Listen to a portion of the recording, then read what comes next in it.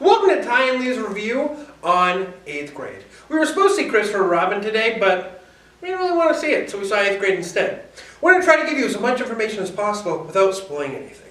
We do a member one every Tuesday. We also do new movie reviews every Saturday. As always, if you are short on time, there are timestamps in the description below.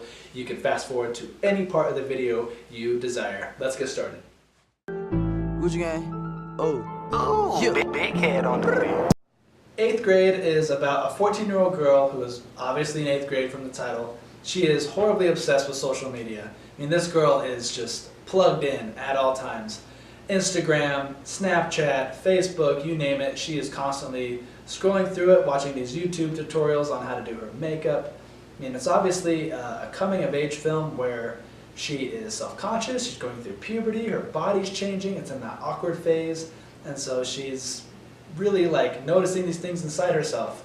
She has a really interesting relationship with her dad. I'm sure there's a lot of dads that can probably relate to the type of relationship they have, where she just wants to be on her phone. And her dad's like, hey, what happened in school? What's going on in your life? How are your friends? And he's kind of walking on eggshells. He's a single dad, so he doesn't want to like disrupt the harmony in the home. He doesn't know how to raise a 14-year-old daughter, so he's very unsure of himself. Wouldn't you say? Yeah, I absolutely agree. And then while he's not sure of himself, she's also not sure of herself. And so unsure that she starts this like vlog series, which is, I assume she's putting it on YouTube. We actually never really know. But they're basically self-help videos, which she's claiming is like for everyone else to see. But in reality, she's doing this self-help bit where, let's say it's something about courage or on those lines, where you need to fake courage or you need to put yourself in a situation where you can grow courage. And then she does it in real life. And it's this back and forth of, I prep myself up for this big emotional event, and then do said emotional event. And this is pretty much the course of the plot throughout the entire movie. Gucci gang. Oh, yeah. Big head on the beat. Elsie Fisher plays our 8th grader in this movie. Her character is named Kayla, and she is just full of anxiety, and she's super anxious, and she nails it. She really does.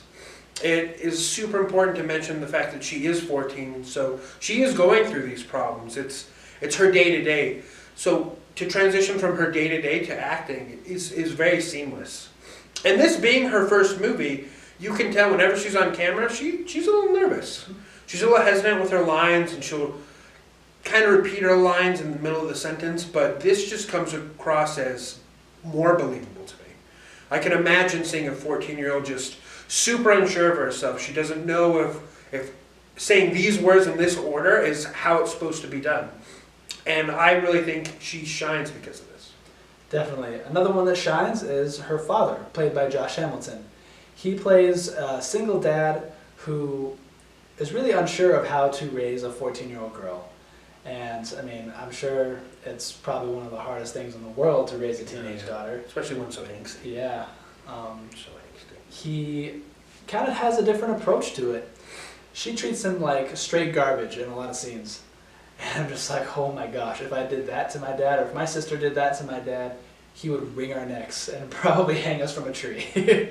But he has this very gentle and patient approach when she's having these like freakouts, and he's always just there to reassure her and tell her she's beautiful and she's great.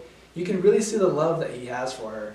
And I didn't see Josh Hamilton, I saw the dad, which, as I've said in plenty of other videos before, that's a testament of good acting, is when you don't see the actor, you see the person that the film is trying to portray. Gucci gang. Oh, yeah. Big head on the beat. Bo Burnham wrote and directed this movie. And First one, right? Yeah, his first movie, his first writing credit. Good job, he's one of my favorite stand-ups of like all time. You know, a lot of his stuff is centered around anxiety and depression and things of that nature, which makes sense. This is entirely the theme of the movie. Maybe less about depression, a little bit, but much more about anxiety, like very clearly. Can I tell you something? Sure. I've never seen anything by Bo Burnham. You've never seen Make Happy? No, I've never seen it. I don't even know what he looks like. Oh, dude, he's just a pale, skinny white guy. He's amazing. Well, I'll have to check him out. Oh yeah, Bo's amazing. See, I need to get Netflix again. This is another reason. Wait, but weird though, being a stand-up, this movie's not that funny. No. There's chuckles, Right. but I don't think there was a scene that I was rolling on the ground. It's not laugh out loud. It's more drama. Yes, a dramedy, that type of thing. Right. More of the funny parts come from like the awkwardness, I think. Definitely. Like, oh, I've been there. Yes, You know what I'm saying? exactly. Yeah. Absolutely. Cinematographers in this movie did a fantastic job, in my opinion, especially when it came to social media. Mhm. I loved the scenes where Kayla's scrolling through her phone, and you can see her eyes reflected on the device. And it's something so subtle, but it's so powerful.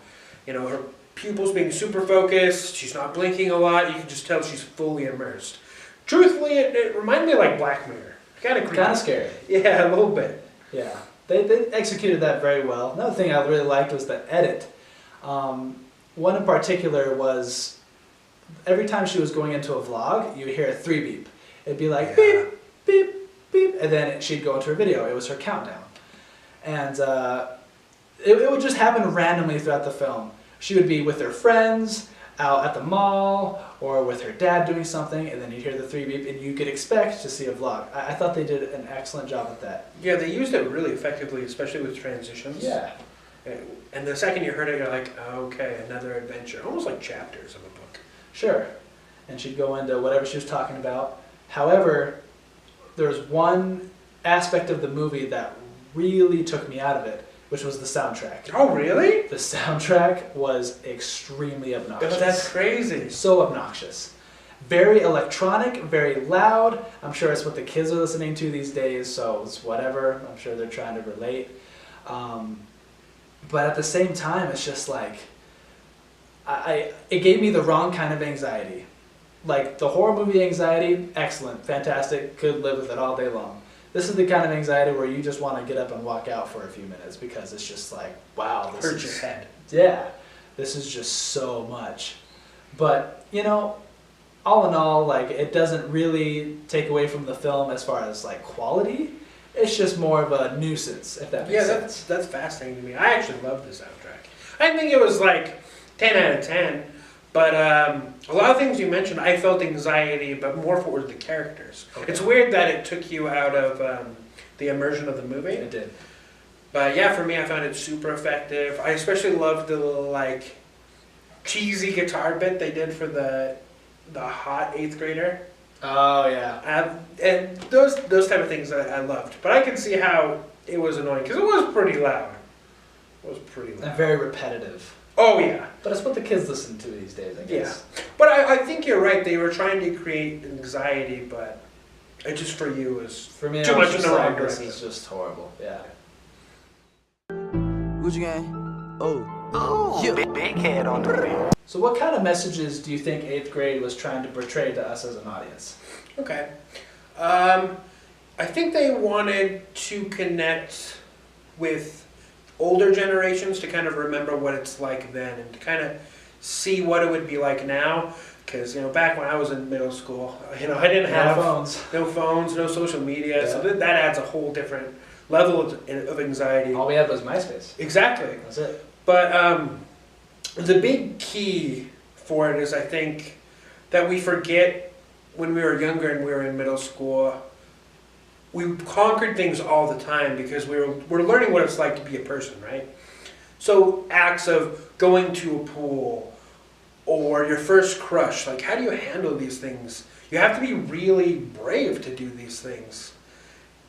And I like that they mix in the self-help talk with this. It's kind of like, you kind of did prep yourself for these things. I remember my first date, I was so nervous and I like sat in a mirror and I practiced my lines. Mm-hmm.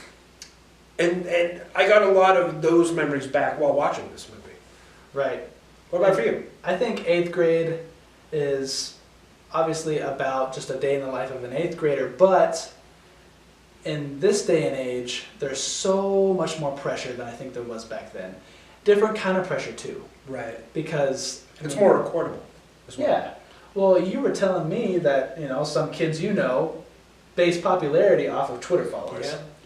How we can't be friends with him because he only has he's not cool enough. X amount of Twitter followers, which is this day and age. Yeah. You know what I mean? Maybe back then it was oh, he can't be friends with us because he doesn't play football. Yeah, I mean, granted this wasn't middle school, but I can relate to it with MySpace. Sure. I remember having actual fights about, dude, I'm not on your top 8.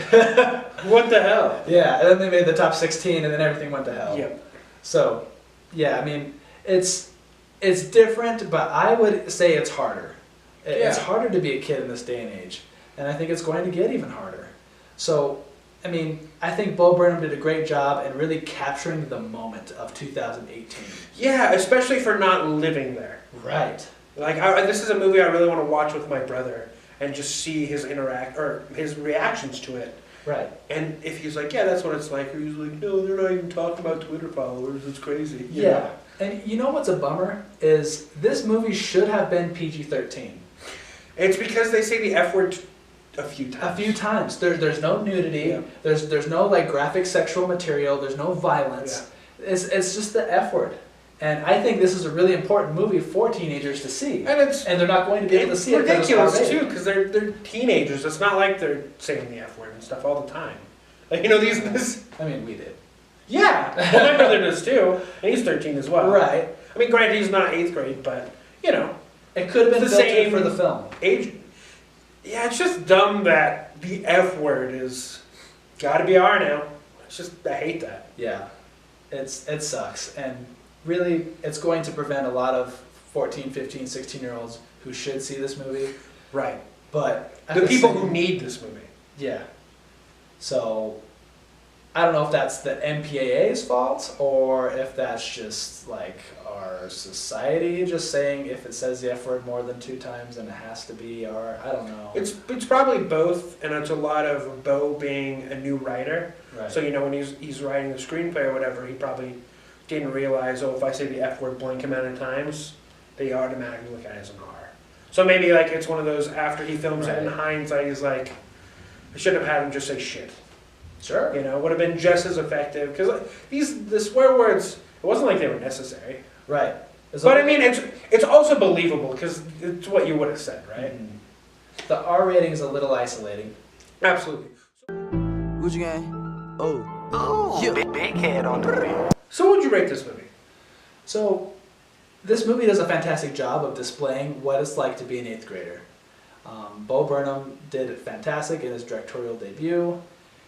However, there are a lot of throwbacks to The Edge of 17, which came out about a year or 2 ago. There's even a scene that is like brick for brick, the same exact scene as Edge of 17. And that really bothered me, because you could see things coming. It seemed like a lack of creativity in the writing. And The Edge of 17 is a better movie overall, which made it kind of dampen the overall rating I'm going to give the 8th grade, which is an 8 out of 10. This movie really made me think about my experience in middle school, and my experience in middle school wasn't great. I had a lot better time in high school, but yeah, just I was so unsure about myself, I guess. And this movie really brought me back to those memories and, you know, the anxieties that come with them. And so I think it was like his message was perfectly portrayed in my opinion and very receivable.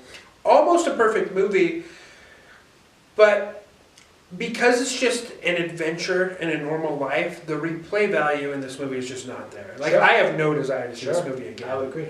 It seems like I already know the things that she is going through or what she went through, and I know the ending, kind of that type of thing. So because of that, I'm going to give it a 9 out of 10. Thank you guys so much for watching our review on 8th grade. Please give us a like, subscribe, comment, all that juicy goodness. Be sure to tune in on Tuesday. We're going to be watching a Samuel L. Jackson film that is near and dear to our hearts. And Deep Blue, baby. Deep Blue Sea. Yeah. You spoiled it. Oh.